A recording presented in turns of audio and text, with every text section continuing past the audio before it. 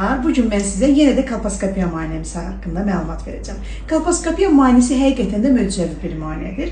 Kolposkopiya müayinəsi vasitəsilə biz uşaqlıq boyunda hər hansı bir görünən dəyişikliklər, eroziyadır, xərçəngönü durumdurmu və yaxud da hətta xərçəngdirmi, bunları məhz bu müayinə vasitəsilə təyin edirik. Sizdə heç bir şikayət olmaya bilər, ancaq sizdə uşaqlıq boyunda hər hansı bir patoloji vəziyyət ola bilər.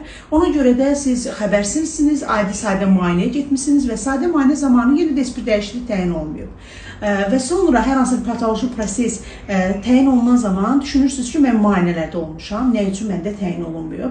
Çünki siz kolposkopiya müayinəsindən keçməmisiniz. Kolposkopiya müayinəsi bu dəyişiklikləri təyin olunur, hansı ki, gözlə görünmür. Lakin bu müayinə vasitəsilə biz uşaqlıq boyundakı xərçəngönü durumları təyin edirik. Həmçinin eroziya varsa, bu eroziyalar təhlükəlidirmi, yoxsa normal bir durumdurmu və yaxud da burada yara varmı? Bütün bunları bu möcüzəvi aparat vasitəsilə təyin edirik. Tamamilə ağrısız aparılır müayinə, kənardan baxışla aparılır və sizlər üçün güzgü müayinəsindən demək olar ki, fərqlənmir.